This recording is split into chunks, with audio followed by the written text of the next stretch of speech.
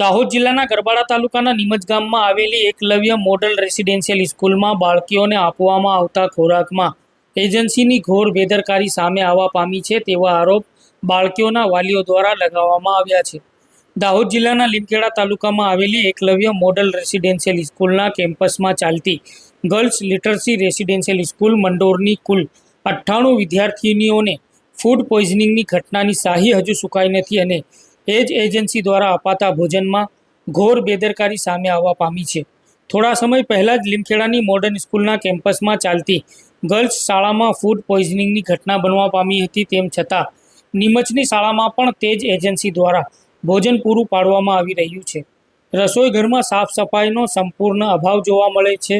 રસોઈ ઘરમાં કામ કરતા કર્મચારીઓ અને રસોઈયાઓ ટેન્ડરના નિયમો મુજબ ડ્રેસ વિનાના કોડમાં દેખવા મળ્યા છે અને તેમની પાસે આઈ કાર્ડ પણ નથી. એજન્સી દ્વારા કોમર્શિયલ ગેસ સિલિન્ડરના બદલે ઘરેલું ગેસ સિલિન્ડરોનો ઉપયોગ કરવામાં આવી રહ્યો છે. મોટી માત્રામાં ઘરેલું ગેસના બોટલો પણ પડેલા દેખવા મળ્યા છે. સરકારી મેન્યુ પ્રમાણે વિદ્યાર્થીનીઓને સવારે ચા, નાસ્તો, બપોરનું જમવાનું અને રાત્રિનું જમવાનું વ્યવસ્થિત રીતે આપવામાં આવતું નથી. વાલીઓનો આક્ષેપ છે કે તેમની બાળકીઓને હલકી ગુણવત્તાવાળું ભોજન આપવામાં આવી રહ્યું છે. સરકારની ગાઈડલાઈન મુજબ અઠવાડિયામાં એકવાર ગુલાબજાંબુ કે મીઠાઈ આપવાની હોય છે, પરંતુ વિદ્યાર્થીનીઓના જણાવ્યા અનુસાર તેમને આજ દિન સુધી કોઈ પણ જાતની મીઠાઈ કે ગુલાબજાંબુ આપવામાં આવ્યા નથી. માત્ર શીરો જ આપવામાં આવે છે. ફ્રૂટ પણ તેમને મેન્યુ પ્રમાણે આપવામાં આવતું નથી. માત્ર કેળા જ આપવામાં આવી રહ્યા છે. વિદ્યાર્થીનીઓએ જણાવ્યું હતું કે તેમને શુદ્ધ પીવાનું પાણી મળતું નથી. વાપરવાનું પાણી પણ ડહોળું આવે છે. પ્રિન્સિપાલને પાણી બાબતે અનેક રજૂઆતો કરવા છતાં શાળા પ્રશાસન તરફથી કોઈ ઉકેલ આવતો નથી. જિલ્લામાં ફૂડ પોઈઝનિંગની ઘટના બની હોવા છતાંય તંત્રની આંખો ખુલતી નથી. નીમજ ગામની શાળામાં પણ તે જ એજન્સી કામ કરે છે. વાલીઓ દ્વારા આ એજન્સીને બ્લેકલિસ્ટ કરવાની માંગ કરવામાં આવી રહી છે. ત્યારે આ આરોપને લઈ બાળકીઓના વાલીઓએ શું જણાવ્યું હતું, સાંભળો તેમને. ગરબાડા તાલુકાના નિમ્મસ ગામે આવેલ એકલવ્ય સ્કૂલમાં મારી બેન 10મા ધોરણમાં ભણે છે અને એ ભોજનમાં એમને બરાબર ભોજન મળતું નથી અને ભોજન બરાબર મળતું નથી અને જે પ્રમાણે મેનુ પ્રમાણે ભોજન મળતું નથી અને ત્યાં અમારી બેન અમને આવીને વાત કરે છે કે અમને બરાબર જમવા નથી મળતું. તો અમે અહીં ગરબાડા તાલુકાના નિમ્મસ ગામના સ્કૂલમાં આવીને તપાસ કરી તો બરાબર અમને જાણ્યું કે ના, ગંદકી બી વધારે છે અને ખાવા બરાબર મળતું નથી. કોઈને રજૂઆત કરી છે અત્યાર સુધી? હા, તો રજૂઆત તો આગળ કરી હતી પણ કઈ એમની નિર્ણય આવ્યો નથી.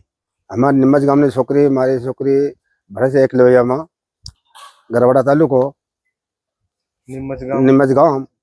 અને છોકરી 4-5 વર્ષ થયા છે. દુઃખ એવું નહીં, ત્યાં દુઃખ પડે છે. છોકરીને બરાબર ખાવા નથી મળતું, નાસ્તો બરાબર મળતો નથી, ગંદુ ખાવાનું આપે છે, ચા એવી બરાબર મળતી નથી, ચોકસાઈ નથી સાહેબ. હા, ગંદકી બહુ મારે છે. હા, અને છોકરા બરાબર ખાતા નથી. છોકરા અમારે ફરિયાદી આવે, અમારા છોકરા અમારે વાલી કરીને ફરિયાદી કરવા આવે સાહેબ. એટલે અમે આવ્યા છે નીકળ બરાબર. તમે ફરિયાદ કરી છે? ના, કીધી કે આના તૈયાર સાહેબ. હા, છોકરી આવે કે ગુન્યા કરી સાહેબ. જ્યારે આ મામલે અમે પ્રાયોજના અધિકારી IAS દેવેન્દ્ર મીણાને આ બાબતે પૂછવામાં આવતા સરકારી જવાબ આપીને વાત પૂરી કરવામાં આવી હતી. લીમખેડામાં બનેલી ઘટનામાં પણ આ જ એજન્સી હતી. હવે જોવું એ રહેશે કે નીમચની શાળામાં આ એજન્સી સામે શું પગલાં લેવામાં આવશે. સ્થાનિક તંત્ર હજુ પણ કોઈ વિદ્યાર્થીની ફૂડ પોઈઝનિંગનો ભોગ બને તેની રાહ જોઈ રહ્યું છે કે કેમ, તે મોટો પ્રશ્ન છે. ત્યારે આ મામલે IAS अधिकारी देवेंद्र मीणा द्वारा શું જણાવવામાં આવ્યું હતું, સાંભળો. GLRS नीमच के कैंपस में आज कुछ रजूआत मिली है हमको आपके द्वारा कि उसमें साफ़ सफाई अच्छे से नहीं हो रही है, कोठार में खाना अच्छा क्वालिटी का नहीं बन रहा है, दस्ताने पहन के काम नहीं हो रहा है और घरेलू सिलेंडर यूज़ किया जा रहा है. तो मैं इस मामले की जांच करवाता हूं और अगर ये चीज़ें सही पाई जाती हैं, साफ़ सफाई अच्छे से नहीं है या ऐसी कुछ प्रॉब्लम मिल रही है, बच्चों के फीडबैक भी लिया जाएगा, वालियों का फीडबैक लिया जाएगा. बाकी ये सब चीज़ें अगर नहीं मिलती हैं, जो हमने एज पर नॉर्म्स उसको जो टेंडर दिया है उसके वर्क ऑर्डर के हिसाब से नहीं मिलती है, तो एजेंसी के खिलाफ हम लोग सख्त कार्रवाई करेंगे, उसको नोटिस देंगे और उससे खुलासा मांगेंगे. और भविष्य में इस तरह की कोई घटना ना हो, उसके लिए मैं आपको सुनिश्चित करना चाहूँगा कि हम एजेंसी को सही रास्ते पे लेके आते हैं। सर लिमखेड़ा में जो फूड पॉइजनिंग की घटना हुई थी स्कूल में, उसमें भी यही एजेंसी थी। जी यहाँ ये जो स्कूल है गरबाड़ा वाली, वहाँ पे भी यही एजेंसी है। तो लिमखेड़ा में इस एजेंसी के सामने क्या एक्शन अभी तक लिया गया है, और गरबाड़ा में ये इस मामले में क्या एक्शन आपके द्वारा लिया जाए?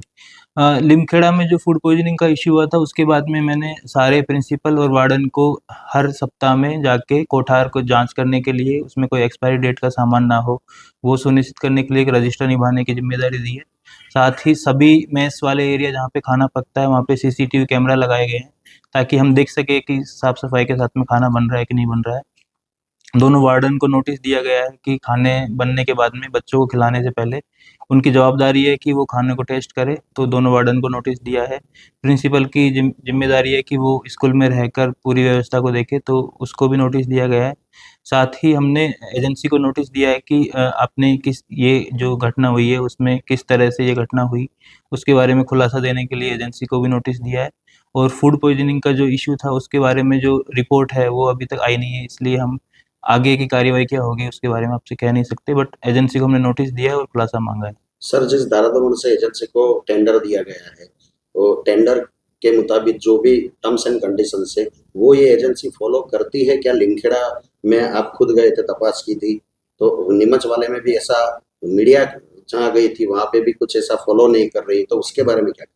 जी ये एजेंसी रूल रेगुलेशन फॉलो कर रही है या नहीं कर रही उसके बारे में मेरी टीम तो रेगुलर विजिट कर ही रही है। बाकी प्रिंसिपल की जवाबदारी है, वो अगर हमको कंप्लेन करेगा तो हम सख्त कार्रवाई करते हैं इसके ऊपर, एजेंसी के ऊपर। अभी तक जैसे आपने हमको दी है कि कई जगह वो नहीं कर रहे हैं रूल रेगुलेशन फॉलो, तो हम जांच करवाते हैं और जैसा भी होगा हम उसके खिलाफ कार्रवाई करेंगे।